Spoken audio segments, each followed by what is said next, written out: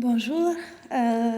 Oui, je vais vous présenter les résultats de cette étude, de la première partie de cette étude que nous avons conduite ici au HUG les derniers 3 mois et qui s'est terminée le 30 juin. Et justement, je vous reporte les résultats que nous avons publiés sur le Lancet il y a quelques semaines, sachant que c'était des résultats préliminaires parce que l'étude n'était pas encore terminée. Alors, on sait qu'au cours d'une épidémie, il est important d'estimer la proportion de la population infectée pour adapter les politiques de santé publique. Et aussi, dans le cas de Covid, comme d'autres maladies, les statistiques sur les cas confirmés sont biaisées car elles dépendent de la stratégie de test et aussi de la présentation de la maladie.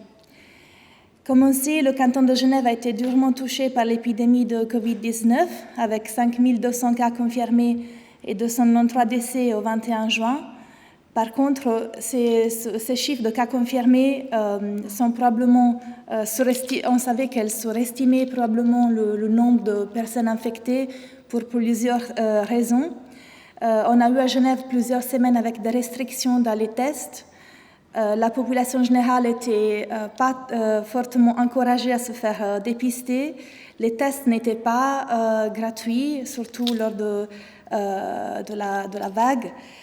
Et même si les statistiques sur les décès sont plus fiables, au début du mois d'avril, c'est-à-dire quand on a commencé cette étude, il était impossible de déduire la séroprévalence à partir des décès parce que les données de fatalité n'étaient pas encore assez fiables. On s'est du coup retrouvé à la fin du mois de mars avec certaines personnes ici et d'autres, surtout à l'Institut de santé globale de l'Université de Genève, pour définir une étude de séroprévalence dans le canton de Genève, avec l'objectif d'estimer effectivement la séroprévalence des anticorps IgG et IgA anti-SARS-CoV-2 dans la population du canton, et aussi suivre l'évolution de l'épidémie avec des mesures répétées de la séroprévalence toutes les semaines. On avait aussi l'objectif d'estimer la proportion de symptômes cliniques des personnes qui avaient séroconverti et aussi d'estimer les facteurs de risque d'infection. Enfin, on avait aussi l'objectif d'estimer le infection fatality rate, du coup le risque de décès suite à une infection avec les données plus larges de séroprévalence. À Genève, on a pu commencer très rapidement et mettre en place très rapidement cette étude de séroprévalence grâce au fait qu'on avait déjà une infrastructure en place, c'est-à-dire notre étude BUS-Santé qui existe depuis une trentaine d'années à l'unité d'épidémiologie populationnelle. Il s'agit, comme vous le savez, je crois, d'un échantillon représentatif de la population du canton entre 20 et 75 ans. Et on a des données sur environ 25 000 personnes qui ont participé depuis 1993, dont environ 10 000 avaient une adresse email qu'on conserve dans nos dossiers. Pour commencer cette étude de séroprévalence, on a donc décidé de se concentrer sur cette population et pour pouvoir élargir le spectrum d'âge qu'on représentait, on a décidé d'inviter ces anciens participants de notre étude BUS-Santé avec leur famille, c'est-à-dire pour autant qu'ils vivaient sous le même toit, et avec leurs enfants aussi, pour autant qu'ils avaient plus de 5 ans. Pour essayer de combler au fait qu'effectivement seulement une population récente, depuis l'introduction par mon prédécesseur Idriss Kessus de l'adresse email, avait une adresse email, on a aussi envoyé beaucoup de lettres à tous les autres 10 000 participants pour leur demander de mettre à jour s'ils avaient une adresse email pour pouvoir les réintégrer dans ce pool de participants qui étaient contactés pour l'étude. Durant 3 mois, on a invité 1000 à 1500 participants par semaine avec leur famille pour rejoindre 2 sites sur Genève, ici au HUG, au siège de notre unité à la rue Jean-Violette, et aussi au campus biotech à l'Institut de santé globale. Les participants étaient invités, ils pouvaient réserver un rendez-vous en ligne, à la suite duquel ils allaient recevoir un questionnaire qui remplissait à la maison, et après ils se présentaient sur les 2 sites pour un prélèvement sanguin. Au cours de 12 semaines, ici, vous en voyez 13 parce que la dernière, on a fait 2 jours sur une 13e semaine. On a recruté pour cette étude populationnelle 8500 participants représentatifs du canton de Genève, dont 890 enfants de moins de 18 ans. Et je vais d'ailleurs vous présenter le flowchart. Ici, je vais quand même reprendre cette charte qui représente les 2700 personnes qui sont la source des analyses que je vais vous présenter par la suite. Comme je vous disais, à la moitié environ de cette étude, on a décidé de publier de présenter et de publier des résultats préliminaires qui était d'ailleurs déjà sorti beaucoup avant, à la fois par un communiqué de presse très demandé et ensuite aussi par un preprint. Du coup, pour l'étude qui vient d'être publiée, on avait 2700 participants qui venaient, comme on a vu, on avait 17 000 participants qui sont dans nos dossiers, dont 9 500 avaient une adresse email. On avait un taux de participation de 35%.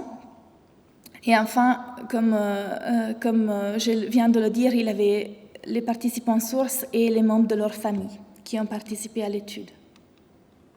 Pour mesurer les anticorps IgG, on a utilisé un test Euroimmune qui donne, selon les données d'Euroimmune, du manufactureur même, une spécificité de 100% et une sensibilité de 90%.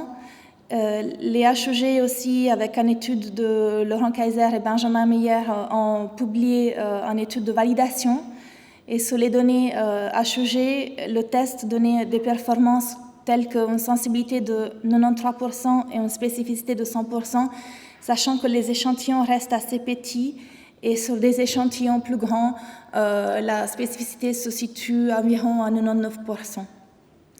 Pour ce qui concerne les analyses statistiques, nous avons conduit des régressions logistiques bayésiennes avec un effet aléatoire sur les ménages, du coup qui prenaient en compte le fait que les familles se présentaient ensemble et qu'il y a plus de chances, bien sûr, d'être infectées au sein de la même famille. Le modèle même intégrait les performances du test. Du coup, celles que vous allez voir sont des prévalences ajustées pour le fait que la sensibilité se situe autour de 90%. Et c'est aussi des séroprévalences ajustées pour prendre en compte la distribution démographique de la population. Du coup, voici un résumé des premières 5 semaines de cette étude où on a montré une progression de séroprévalence. Du coup, les séroprévalences ajustées, c'est celles que vous voyez à droite. Elles se situaient à environ 5% la première semaine. Pour augmenter, se situer à la fin, à la 5e semaine, environ à 10%. C'est très intéressant de le voir sur une figure qu'on a fait ici, où on a rapporté ces séroprévalences par semaine à l'évolution de la pandémie dans le canton. En haut, vous voyez effectivement ces séroprévalences. En rose, il y a les 5 semaines de l'étude. Et après, ici, c'était le nombre de cas confirmés sur les mois de mars à mai. Et ensuite, le nombre de cas cumulatifs. Comme on sait que on s'est reconverti, les anticorps IgG sont détectables certainement à partir de 3 semaines après l'exposition. Ce qu'on voit ici, c'est effectivement une augmentation liée au fait qu'il y a une séroconversion quelques semaines après le pic de l'épidémie dans le canton. On a aussi évidencié des différences par âge avec les enfants qui avaient beaucoup moins de chances d'avoir été infectés que les personnes entre 20 et 49 ans.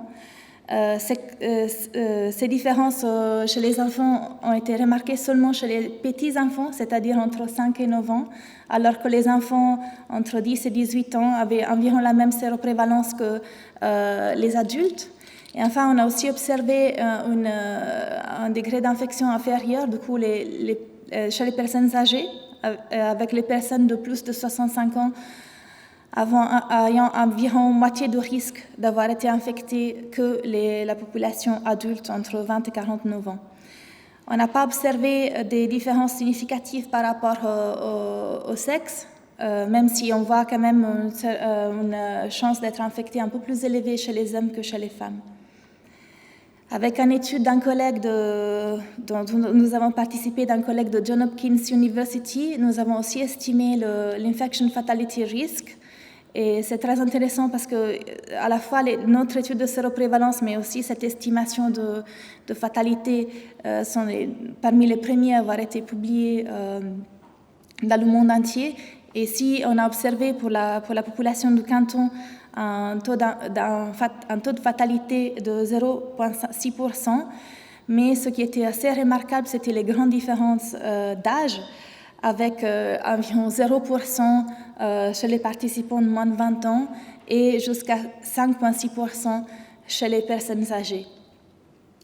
Il faut aussi noter que par contre, il y a une grosse limite de cette étude, c'est qu'on n'a pas estimé la séroprévalence chez les personnes qui résident dans des institutions OMS. Et par contre, la plupart des décès, comme on le sait à Genève, sont survenus dans les institutions médico-sociaux. Du coup, cette étude nous a permis d'évidencier que seulement 10% de la population du canton avait développé des anticorps contre la SARS-CoV-2, mais aussi que ce chiffre représente quand même environ 50 000 Genevois et que pour chaque cas confirmé, il y a eu quand même 11 cas dans la communauté. Et enfin, on a pu montrer que les enfants et les personnes âgées étaient moins susceptibles d'être infectés. On a aussi montré que le taux de fatalité était très faible chez les enfants et très élevé chez les personnes adultes, évidenциant le fait qu'il est peut-être, quand on parle de ce taux de fatalité, il est important de le considérer par rapport à l'âge de la population, et du coup, ça varie aussi en fonction de la structure démographique de différents pays. Juste, j'ai ajouté ça récemment parce qu'il y a 2 jours, une autre grande étude de séroprévalence a été publiée en Espagne, peut-être que vous l'avez vu. C'était une étude nationale qui a estimé la séroprévalence dans le pays à 5%, avec un 14% dans la région de Madrid. Il y a d'autres petites études de séroprévalence qui commencent à sortir, surtout en communiqué de presse et en préprint, qui situe les données de séroprévalence sur ces chiffres. Il est très difficile, il n'y a pas beaucoup d'études, et il est aussi très difficile de les comparer parce que ça varie énormément selon la population qu'on identifie et aussi selon le test, et si on n'ajuste pas, par exemple, comme on a fait nous par rapport à la structure démographique de la population. Ce qui est très remarquable, c'est le 3,8% à Wuhan, que je n'arrive pas à expliquer. Je ne sais pas, peut-être vous avez des idées. Ça reste quand même très bas, mais la population est aussi très large dans cette ville. Il y a des limites de cette étude. Comme je l'ai expliqué, l'étude Bus Santé, du coup, les participants index, comme on les appelle, étaient représentatifs de la population de Genève, mais on les a invités à participer avec leur famille. Du coup, l'étude, on ne peut pas le définir complètement représentatif de la population parce que ce n'est pas les familles elles-mêmes qui ont été sélectionnées au hasard, mais les participants index. Il faut dire aussi qu'au cours des premières 2 semaines, les participants ont été recrutés uniquement par courrier électronique et on a introduit par la suite la mise à jour des emails via courrier postal. On a un taux de participation de 30 à 40%. Qui est à la fois bas et à la fois élevé pour une étude qui a été conduite pendant un confinement. Il y a aussi, on ne peut pas nier un biais de sélection possible qu'on n'a pas encore estimé, c'est-à-dire le fait que des personnes qui ont développé des symptômes ont probablement participé plus fréquemment, ont été plus intéressées à venir pour faire une sérologie. Et après, comme je l'ai dit, les estimations de taux de fatalité s'accompagnent sur des hypothèses sur la séroprévalence chez les OMS qui n'a pas été estimée jusqu'à maintenant. Il y a beaucoup de questions ouvertes par rapport aux séroprévalences en général, c'est-à-dire, comme je pense que Laurent Kaiser vous a beaucoup présenté et parlé de ça la semaine passée.